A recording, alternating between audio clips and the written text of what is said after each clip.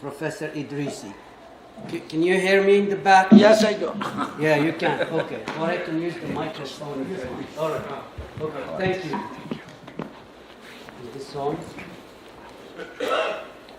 Can you hear me? Yes. Oh, very good. So, okay. So, while we're waiting for the PowerPoint, I like to do things with pictures and maps. Okay, so hopefully we can get there. First of all, again, I want to repeat, my thanks to the organizers. I want to thank also the city of Ba'azmor. This is the second time I am here. I was here maybe 20 years ago. So lots have changed and so on. And so thank you so much for your hospitality. When you were 5 years old. I was 5 years old, yes. yeah. Well, thank you very much. So, so the talk, what I want to do is I want to do two things, or three maybe, God willing, okay? So the talk is Homo Atlanticus, the career and legacy of Istefanico de Dورانتيس in the Atlantic world.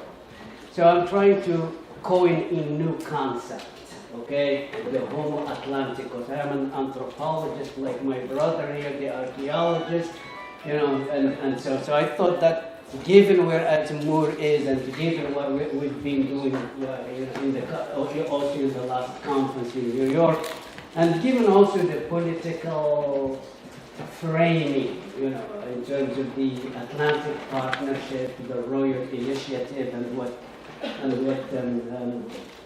Dr. Lambo is involved in, I think. But I would frame it that way because I don't want to repeat myself, okay? So two things. I will briefly, many things have been said, so I will do a very quick passage on a few things, so to give a little bit of context. And the third thing is I want actually to talk about what this Homo Atlanticus is, okay? What it means, this new concept, and I hope you can have some questions that we can talk about, okay? So here, I brought my equipment to read it. Okay, so this is the definition that I'm using for Homo Atlanticus. So, as an anthropologist, you've heard of Jabal Hood. If you have not, then you are not in Morocco, okay? So the term Homo Atlanticus is the wordplay on Homo sapiens, إنساني.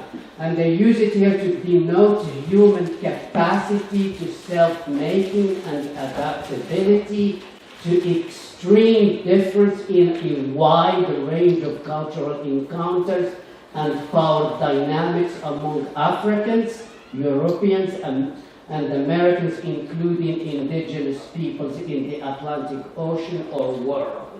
So you saw the great film of Sierra. I think there is some of that there. So this is, I just want us to, I want you to be aware of where I'm going here. Two things, you've heard this before, okay, there is, and again, we don't really have much, we don't know much about Istefanico. Unfortunately, what we know about Istefanico is his death and the manners in which and various interpretations of how he died. About his early life, John talked about the historical context of the Portuguese, the Spanish. We don't have much, really nothing. And young people, I'm not 5 by the way, okay? So unless you, the young people, can do the more research and find the other things. So there are two quotes there from a native Zuni. Abdul Qadir took us to Zuni, as an archaeologist. Basically the point there is that Istefanico needs to be recognized just like the other conquistadors that came to Spanish America. And somebody yesterday, Dr. Mufaddal yesterday, who spoke in Arabic, I think, he mentioned the work of Terrell, okay? And again, this historian of the Old West, this is the Old West of the United States, basically says nothing, virtually we don't know anything about Istefanico, okay? So something has to be done, and so the book is also dated 1968, okay? So there has been a lot done, and we have Paul who needs to drink more coffee, okay, and water, okay, you know, has done in terms of his in brutal journey work and so on, as well as others. So that's really. But having said there is not much, Native Americans, the Zunis, for instance, and the Hopis actually still have memories, or they have memorialized the encounter with Istibanico. You saw some of the dances in Saad al-Qadir's movie. You know, you have these masked spirits, okay, who come to dance, okay, during Zuni or Hopi ritual. So what you see there is that you have 3 renditions of Istibanico. This is how he's rendered as a Kachina or a spirit among Native Americans. All right, so I mentioned that. So this is where Zuni land that you saw, you know, in the movie, and this is his resurrection or reincarnation, whatever you want to use. You know, and some people don't. There are debates also in the literature among anthropologists about whether really this Kachina represents the encounter with Istibanico or not. But some claim yes, and some. But the most important for us here is that the legacy, that encounter, that moment of blending that I would like to come and talk about. Okay. So I said virtually we don't know anything about Istibanico except that he was at the end of Cabeza de Vaca's account. You have one sentence in Saad al-Qadir yesterday used it beautifully and strategically to answer about the lack of evidence, historical evidence. And basically it says he was a Negro Arabi de Ba'azmor, and that's all you get. Okay. And in some other pages, I think my archaeology brother here yesterday quoted some pages from the account in French when he talks about, you know, his slippage in language, and so on, what you were mentioning yesterday, where he comes in and out. Right? Okay. So, I am old. Yeah. Where is my T-shirt? Okay, all right. So it's from Ba'azmor for you know all this, but also this is very good because it's, you know. So Ba'azmor is here, the beautiful city of Ba'azmor. Okay, it's right here. So, all right. So I try to divide the talk into 5 acts. Okay.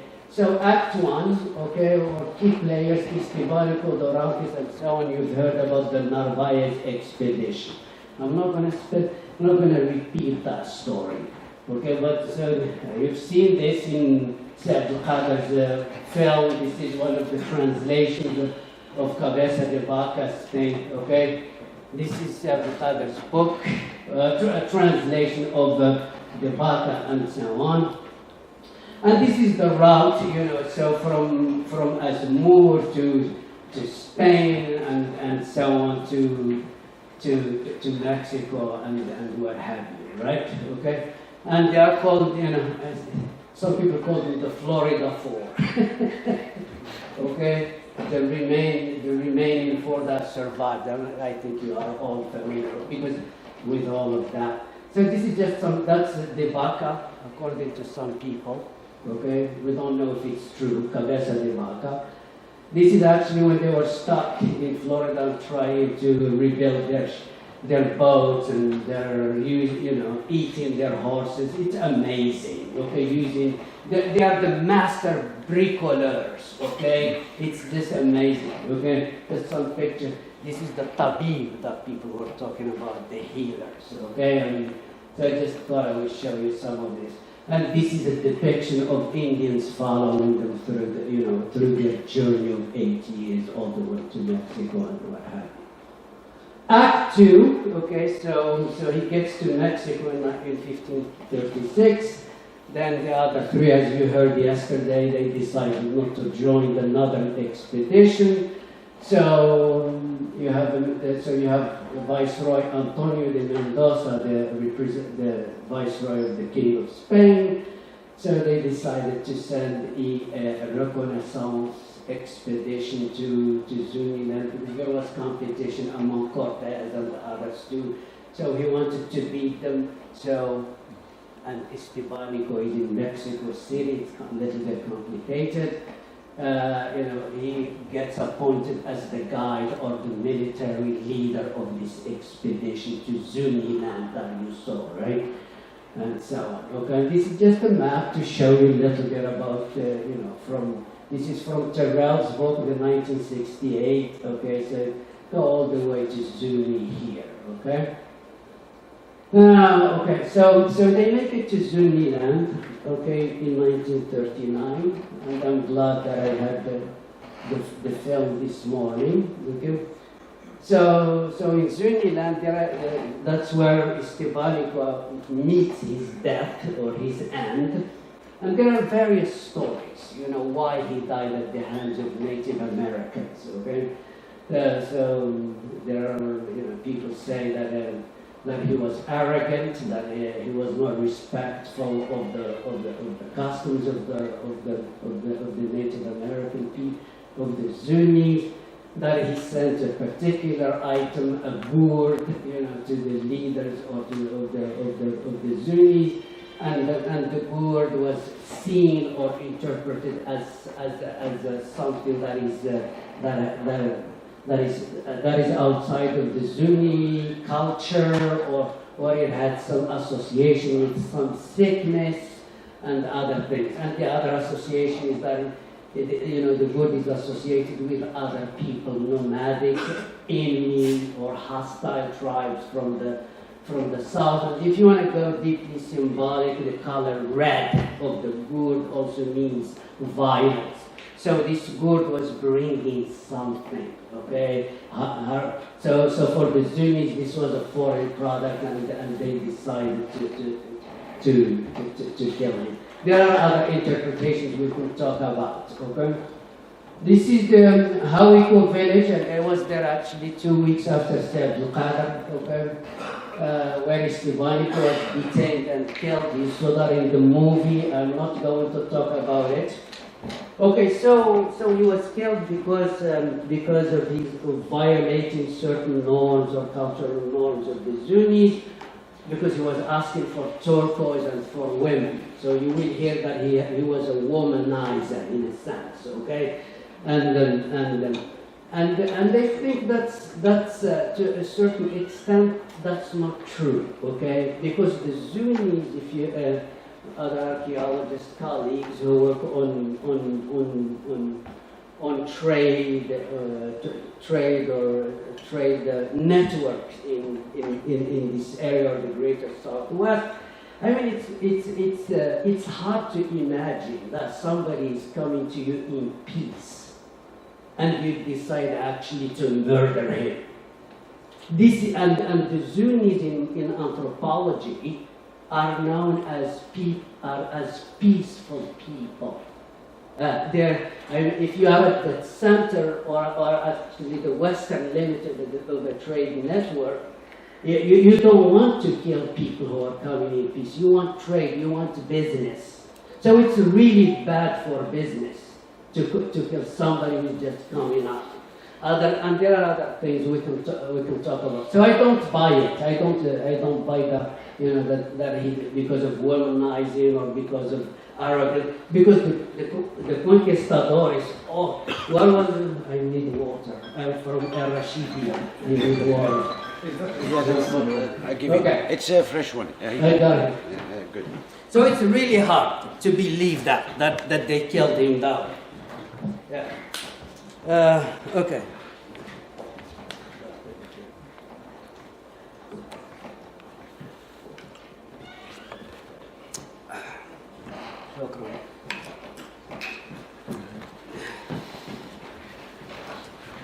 All right.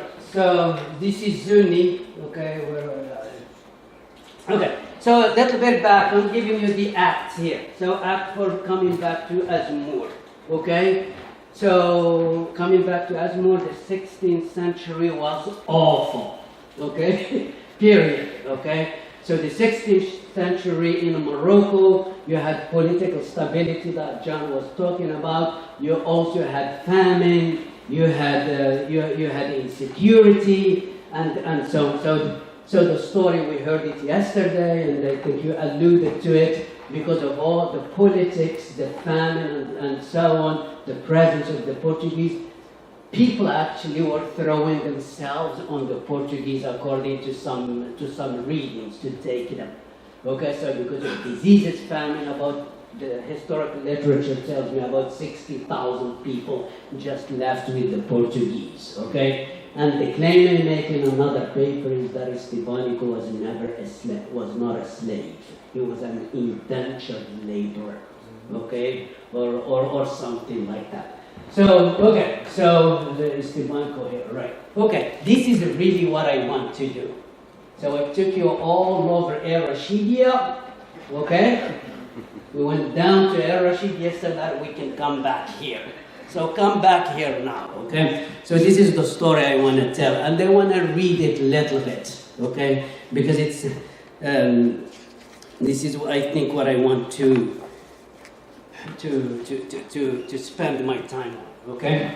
So the story of Estefanico, or my story about Estefanico, seeks to suggest a way of theorizing the presence and agency of Africans in the Atlantic Ocean cultural transformation, for which Mintz, the book on the left, and Price, okay, the birth of African American culture, is of critical theoretical importance.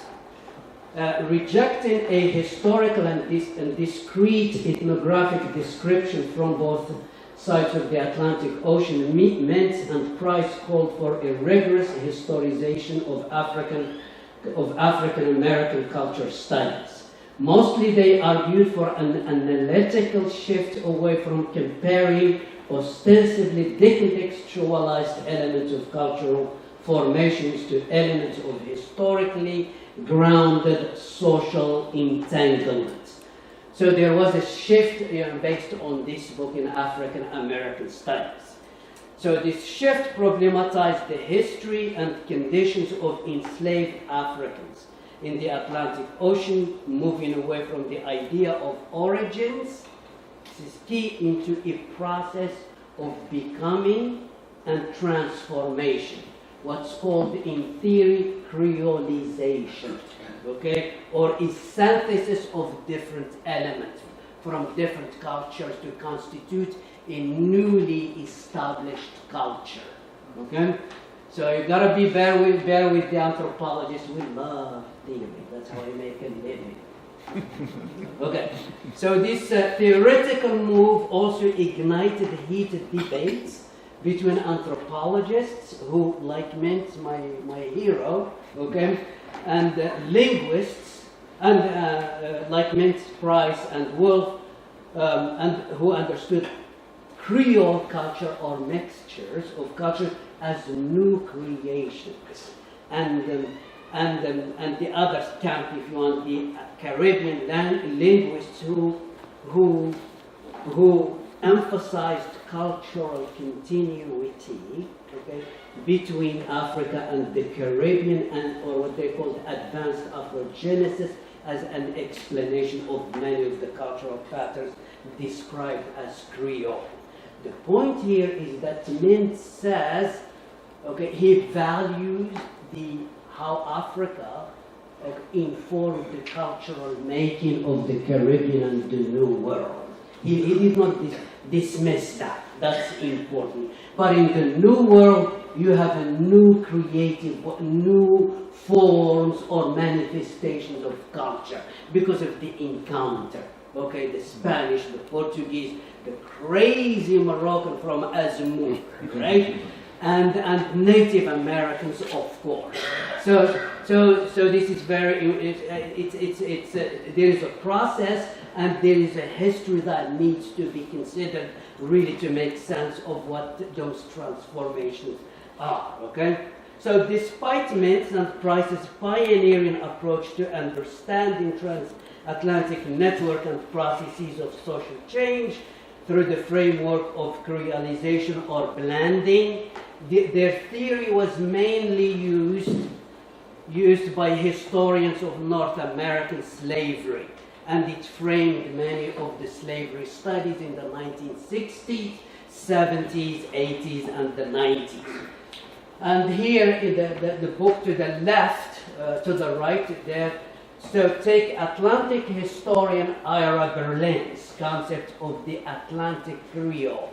And I'm coming to talk about what my brother Rambo raised about issues around the Atlantic. Okay, how do we actually materialize or conceptualize the Atlantic? So this notion of the Atlantic Creoles, which he coined to make sense of the cultural transformations of the Atlantic and its populations whose experiences in the age of the Atlantic slave trade were not primarily defined by the plantation economy.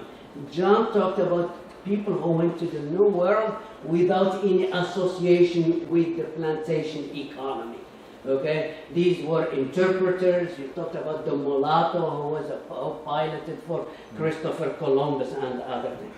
So this idea of Creole or mixing, okay, derived from linguistics and also used to emphasize cultural mixing and blending and transformation. It refers, I quote, those who by experience or choice, as well as by birth, become part of a new culture that emerged along the Atlantic littoral in Africa, Europe, and the Americas beginning in the 16th century.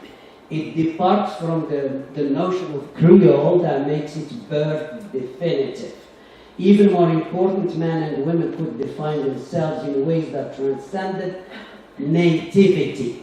African and Creole were as much a matter of choice as of birth, end of quote. So Berlin stresses the Atlantic Creoles were among the first African transported to the New World, and they become what he calls Black America's charter generation. This is a key term in his work, okay? Black America's charter generation up to the 17th century. They accompanied explorers and conquistadors such as Columbus, okay, Balboa, Cortez, De Soto, Pizarro, Narvaez, and they added Cabeza de Vaca, okay? So these Atlantic Creoles distinguished themselves as the charter generation whose experience, knowledge, and attitude were more akin to that of confident, sophisticated natives than of vulnerable newcomers. And he frames them as cultural brokers, and this is Estebanico is perfect, okay, the cultural broker.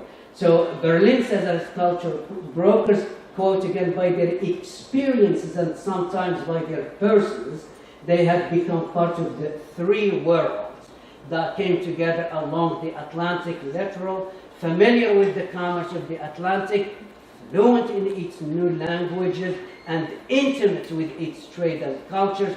They were cosmopolitan, in the fullest sense. Atlantic Creoles originated in the historic meeting of Europeans and Africans on the west coast of Africa. Many served as intermediaries, employing their linguistic skills and their familiarity with the Atlantic's diverse commercial practices, cultural conventions, and diplomatic etiquette to mediate between African merchants and European sea captains. End of quote.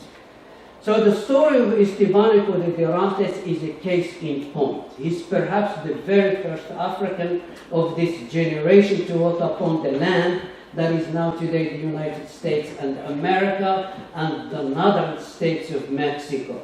In 1513, Estebanico was sold into slavery between, quote, to the Portuguese in the city of Ba'azmor, a Portuguese enclave on Morocco's Atlantic coast from 1508 to 1540. Did I get those dates, John, correct? Okay. Ba'azmor was described by Leo Africanus, the Moroccan guy, okay? You gotta bring Moroccans in, okay? By Leo Africanus or Al-Wazan. The book was published in 1526, very interesting, just before the Narvaez expedition, right? Ba'azmor, this is about your city, my friends, okay? He says it was a thriving coastal city of 5,000 inhabitants, quote, and does a bustling trade with the Portuguese merchants, its people very cultured, okay, and well-dressed, grows abundant grain, and has few fig groves, end of quote. The people of Ba'azmor spoke Arabic, Berber or Tamazight, and Hebrew, and they were largely Muslim. Located at the mouth of Marbiya, which flows into the Atlantic Ocean, Ba'azmor had an abundance of shabal, okay? Shabal. I am from Iraqia, we don't have Shabal, yeah. Okay. Located, where was I? So it had an abundance of shabal, okay? And quote again, and its river fish sales brought in around 6,000 to 7,000 ducats, okay? And Wazani notes, and they quote, every year the Portuguese merchants came to buy vast quantities of these fish, paying such high duty, we were talking about duty yesterday, paying high duty that they advised their king to seize the city. So they, end of quote. It was Ba'azmor's abundant resources that attracted a powerful Portuguese armada of the fleet that I talked about in 1530, as well as Portuguese merchants, of course. Okay. So after taking control of Ba'azmor, the Portuguese got involved in acquiring slaves and shipping them to Portugal and Spain. As I discussed in my paper, Estibánico was taken to Spain and perhaps sold by Portuguese merchants in Seville's slave market, and his buyer was Andres Dورانتيس de Caramba. As one of the first Africans of Spanish America's chartered generation, Estibánico was one of the survivors of the Narvaez, as you all know. I can skip that one, okay?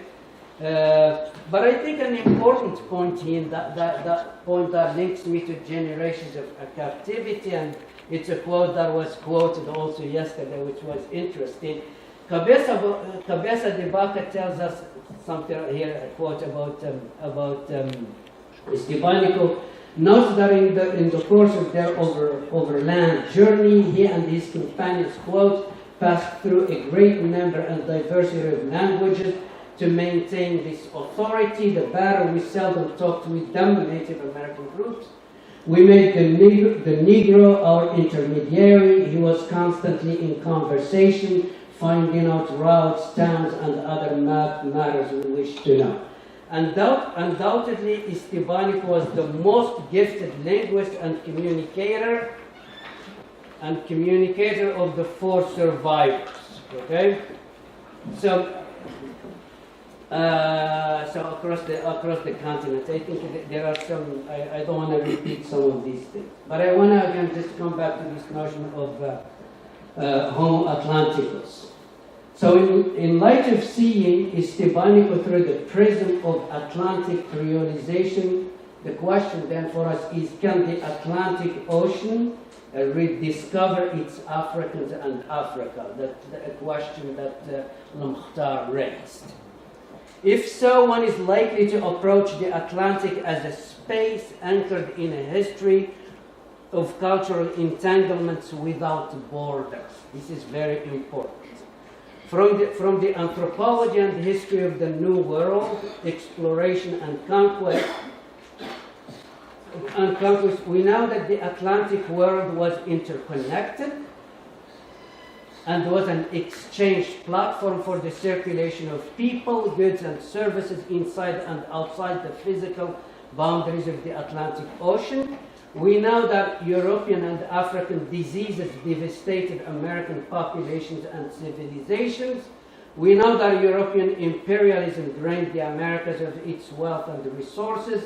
We know that the transatlantic slave trade ravaged the demographic structure of Africa and arrested its social and political development. We know that now the crops, plants, and animals in Africa and in Europe were species unique to the Americas that crossed thousands of miles on European ships. In short, the Atlantic Ocean was globalized before the advent of today's globalization in ways that ignored the physical boundaries of the modern nation state. In this perspective, Atlantic history was transnational and oceanic, a history without borders, as Gaines would tell us. That said, the most pressing task is to reinstate Africa and Africans into the Atlantic Ocean. Given the African foundations in the making of Atlantic history, it is bizarre that this point needs to be raised again. The relative absence of African conceptualizations of the Atlantic is a result of the enduring dominance of Eurocentrism in the writings of history.